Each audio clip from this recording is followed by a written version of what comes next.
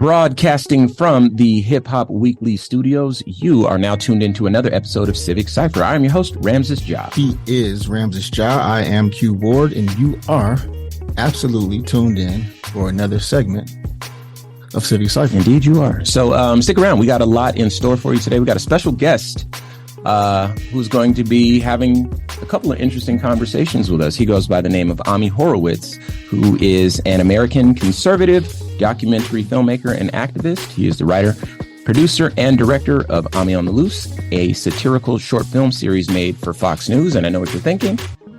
What is going on? But the point of today's show is to start having some constructive conversations across the political aisle. And I do believe that Ami is the sort of person with the right temperament to begin having these conversations for us, because this is very new to us. Another thing that we're going to do a little later on in the show is have a very similar conversation with our special guest across the ethnic aisle, if you will. For those who have been paying attention to the news over the past, let's call it year plus, there's been a little bit of friction between Black people and Jewish people, often stemming from Black people's side of the equation. And we felt the conversation would be in order to attempt to establish a degree of understanding and really communication. We definitely believe in communication on the show here. And Ami has been kind enough to grant us an audience. So a person who obviously sees the world a little differently than we do, but we're hoping that this conversations that we have today will be informative, constructive, and hopefully lead to increased dialogue across several aisles. And again, this is kind of what we're hoping for today. But first and foremost, we are going to start the show off, as we always do, with some Ebony Excellence. Shall we? We shall. So today's Ebony Excellence is sponsored by Hip Hop Weekly Media, and we are reading from the Black Information Network. Today's Ebony Excellence is an acknowledgement of Black CEOs reaching a record-breaking high on the Fortune 500 list. We thought that was very special, so allow me to read.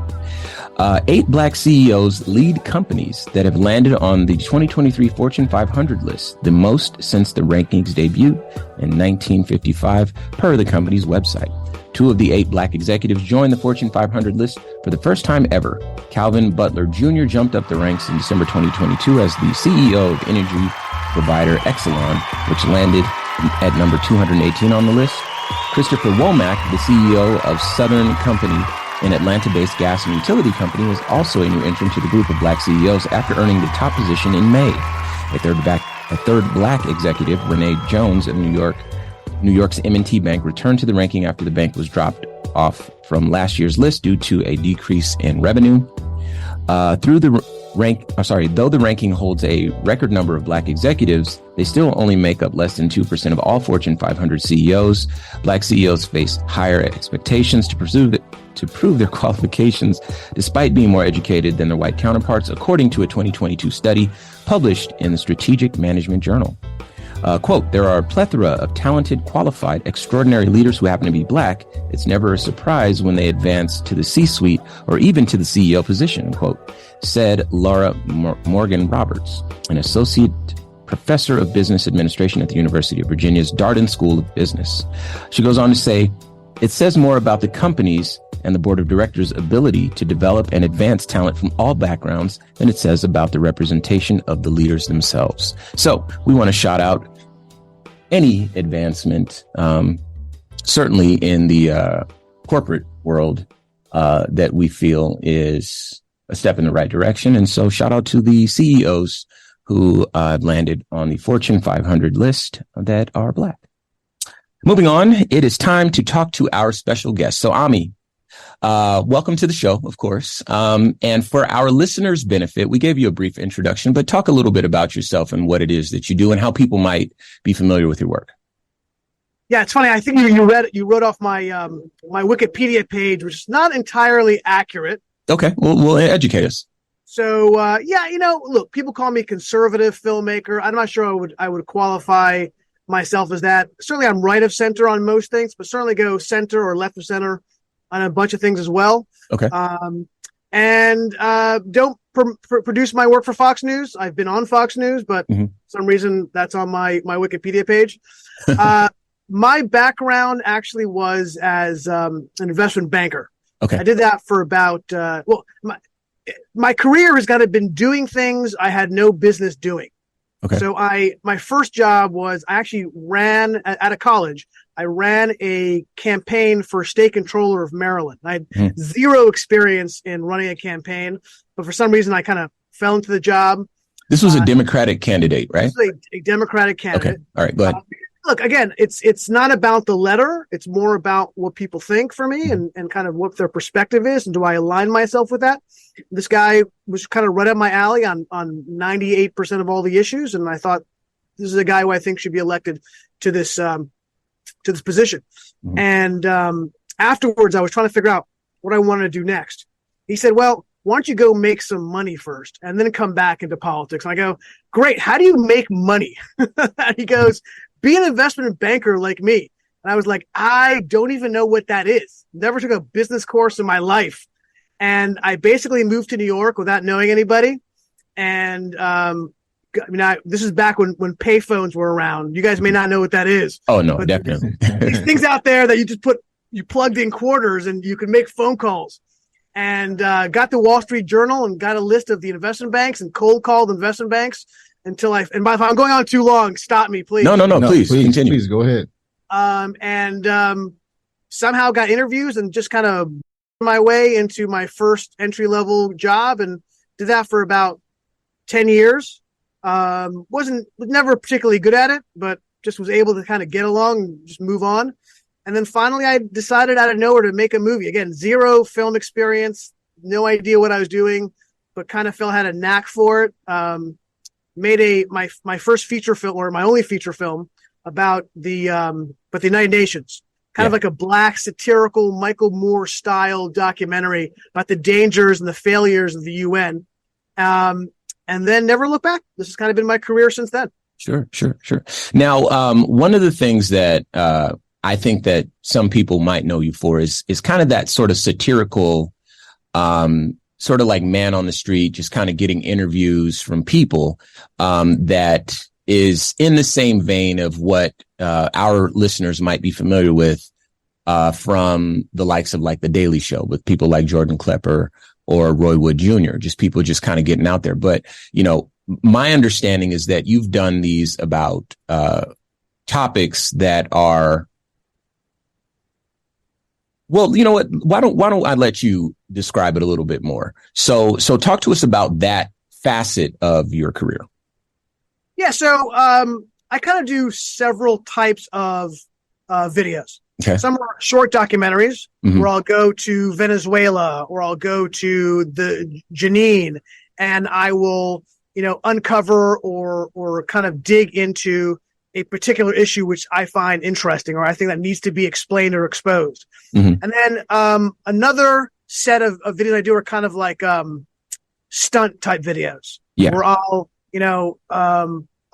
have hidden cameras and I'll wave an ISIS flag on the Berkeley campus and see what people's reactions are to it. The next day I'll fly the U.S. flag and see what people and compare and contrast the different reactions. And then the third type, the one you're referring to, are kind of man the street, where I interview people around the world and try to get to the heart of kind of what their thinking is and get a sense of really what their perspective. And it's usually not me arguing with them. It's very rarely what I do. Yeah. It's more really trying to understand what they think and having them say the quiet part out loud. That's kind of like my real skill set.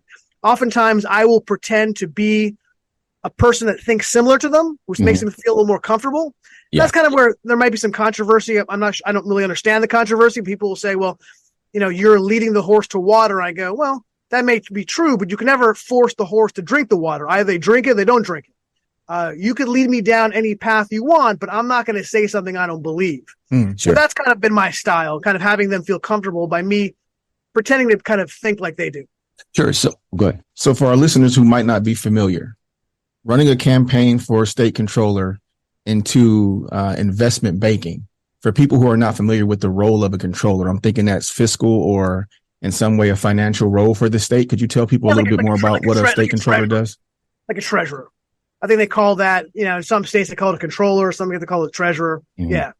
They handle the finance in the state. Okay. Just wanted you to give that little bit of context for listeners who weren't familiar with the term controller. So one of the things that I found interesting is that obviously here we consume a lot of media in order to get a well-rounded view of events in the news cycle. And we found it problematic and difficult to approach a lot of news from conservative sources, mostly because we felt, this is our perspective, and I'm sure that a lot of people share this perspective if you look at the distribution of the population and by ethnicity of who consumes what media sources, you might see a little bit of a trend. But we felt that a lot of news sources were anti-Black in some instances. The people that were elevated to, primetime positions were often the most hateful, the most divisive sorts of individuals. And we could see, people profiting from allowing this divide to deepen. And to protect our own sort of mental health and to just recognize that we kind of have a longer road here, we've limited intake from media outlets that are not entirely based in fact.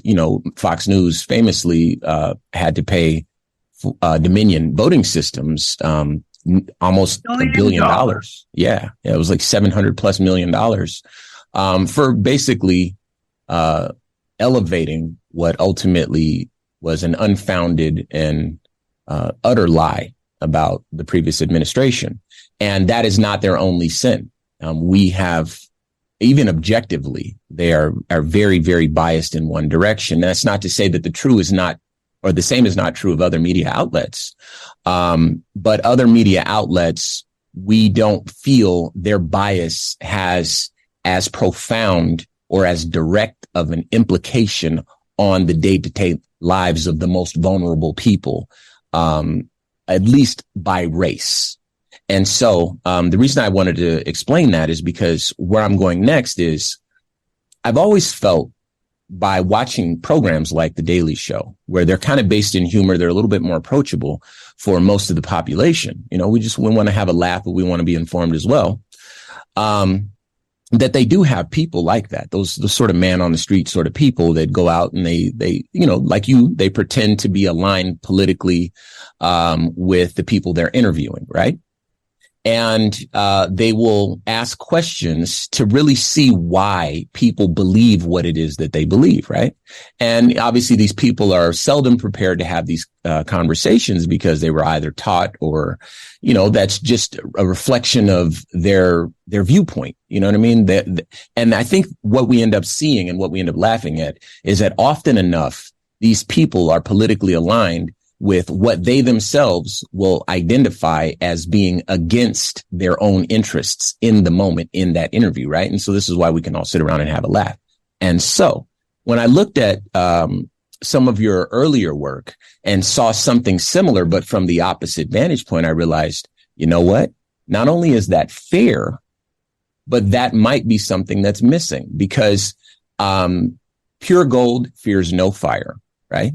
Wrong is wrong, right is right. And when we're wrong on this side, or when we need to, strengthen our arguments or whatever the case is, there's programming like the ones that you put together that are necessary for us to really ensure that what we're thinking is based in a shared reality and that our beliefs are not simply beliefs because we've been given them, but because they are indeed a reflection of who we are as a people and what we value as a people. Now, I know that my listeners would eat me up if I didn't mention that there is a difference in power, depending on who you're talking to and power in terms of their capacity to influence their immediate here and now, either by voting or have some sort of fiscal impact or effect on their reality by withholding dollars or spending elsewhere or whatever. Those are who are the most vulnerable in the population typically don't have that same freedom to change their here and now the way that, let's be honest, our white, male, often conservative, heterosexual Christian brothers do. The value of a vote is less than the value of a vote from that specific type of individual, et cetera. Forgive me for going on and on, but I wanted to kind of get your thoughts on what it is that you are trying to accomplish, or at least we're trying to accomplish with your programs like Ami on the Loose and Ami on the Street. What did you think would come about as a result of those endeavors? This is Maggie B. Noen, and we'll be right back with more Civic Cypher after a quick break. I'm Donald Trump. And I'm Joe Biden. And there's only one thing that could bring me and Sleepy Joe together. Come on, man, don't corn pop me. That's in support of the Independent Riot podcast, where they interview independent thinkers on controversial ideas like the dangers of voice cloning technology. But is it available on any gramophone machine, Donald? Yes, Joe, it is. And it's bigly important. Many people are saying, that's the Independent Riot podcast. Not right, not left, just real. Subscribe now. Or I'll sock you in your mouth, Jack.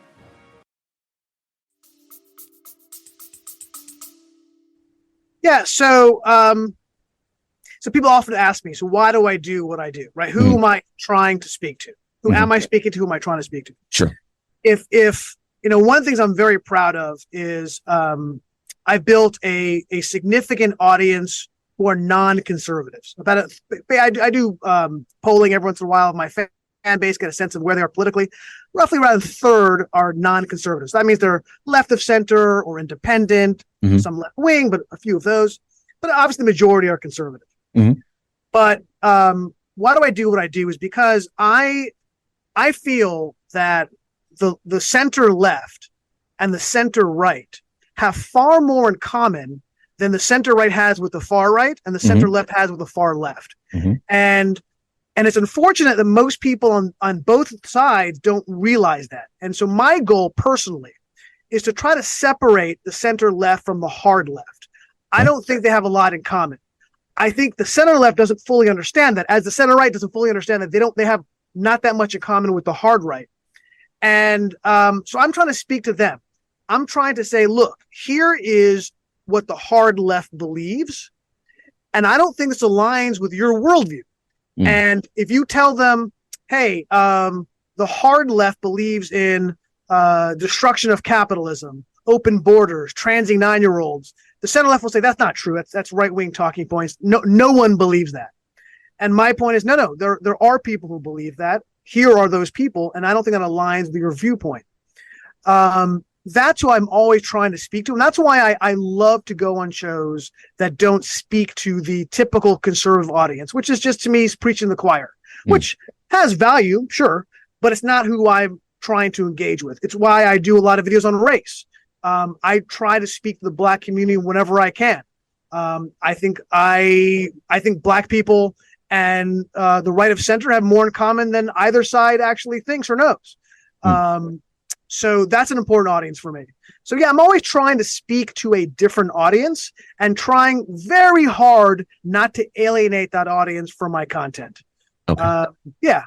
Okay. So here are some things, and please, correct me if I'm wrong. Actually, you know what? Before I ask, I want to let you know that what I'm going to do is I'm going to read some of the titles of some of the specials that you've done, give a little bit of background, just really briefly, and sort of what you learned in doing them. But this first one is going to be kind of heavy. Okay. It's fair to let you know that on this show, we remain critical of policing the way that it is done in this country. We push back against the narrative that police are always the good guys. We recognize that we have been subjected to propaganda, and that while there are, I would assume, a decent number of good human beings who happen to function in the capacity of a police officer, that there is a system that incubates bullying behavior, It insulates people from consequences of their biases, their hatred manifested in the form of violence against Black and brown bodies. And we believe that our being critical of policing is important to get the best version of public safety possible. In other words, we just simply do not accept that this is the best that is possible. We simply reject the narrative that it's a few bad apples, because that has been a narrative that has been, people have tried to establish that for decades. And people have tried to say that training is something that is necessary for decades.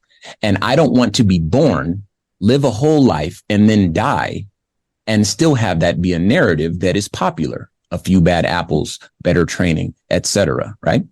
So I need you to understand who you're talking to when I ask you these questions, because this title, to a person like me, and indeed our listeners, now I know better, but a person like me, the title would seem like it flies in the face of an agenda that my people are trying to push, which is that our lives have worth.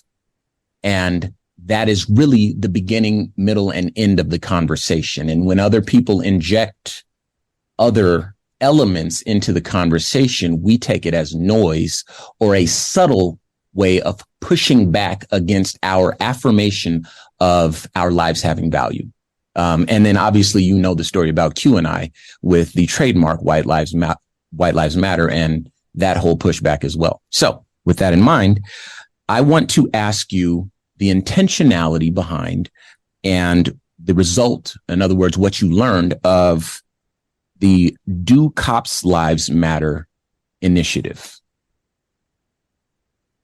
So that video, the video where I had hidden camera. I'm not entirely sure. Like I said, I'm reading these titles. Okay. I believe that video was actually particularly interesting video. Okay. That video was, this was I believe the first iteration of Black Lives Matter. Okay. So we're talking 2012 Trayvon Martin? Yeah, that sounds exactly right. Okay. All right, let's go. And so the narrative that was, of course, being pushed then and to a certain extent now was that there's a lot of hatred of police officers within the Black community. In fact, the video began with me and a lot of my videos begin with me in leftist white neighborhoods, and then end with me in Black neighborhoods. Okay. And that video, I believe, began with me in a white neighborhood, I believe Williamsburg, Brooklyn. And I was interviewing white leftists, and I asked them, how do you think Black people view the NYPD? And to a man, every single person was rage on the street. There's hatred of police officers. They find them all disgusting. It was just over and over the same narrative kind of heard that, to just a hatred of police officers by Black people around the country. Mm-hmm. Then the next shot was me in, I believe, West Harlem, or could have been East Harlem. And I had a T-shirt that said Cops Lives Matter. Mm-hmm. And hidden camera, so nobody knows I'm being on film. I was trying to elicit what was the reaction I was going to get. So it seemed provocative, right? Yeah. Particularly when Black Lives Matter was happening. And I didn't know, and with some of my videos, I kind of have a sense of what the response is going to be. This is one of the few videos I really had no idea what the response was going to be. And the response was, I thought, incredible. Okay. Almost every single Black person came up to me and said, of course, cops' lives matter. How can we love supporting the police officers? Of course, we have problems. And they started telling me stories, in fact, about how cops were involved in their lives, saved them, helped them. Some were Black, some were white. And it was a really interesting experience where you got a perspective different than what the narrative I was hearing in the media was, but how Blacks view police officers. Sure. And I appreciate that. Obviously, there's more titles. Do liberals know what's in the Iran deal? Ferguson protesters call for Darren Wilson's death. What do you know about the IRS and Obamacare after exposing? and exposing anti-Israeli companies in Ireland. So this is just the name of a few of these sort of specials that you've done with titles like that. And I believe that they're all much the same, like the one that you described. I do want to offer something there that, for a person like me, I recognize that illustrates and illuminates that Black people are not a hateful people if we're painting with broad strokes. Affirming our lives doesn't mean that anyone else's life matters less. And I think that it also suggests that Black people can be subject to the influences of a white supremacist society, A, but also things like propaganda, B, the same as any other person. And those of us who have higher level thinking that can think critically about these things, it's our duty to inform. And now, proper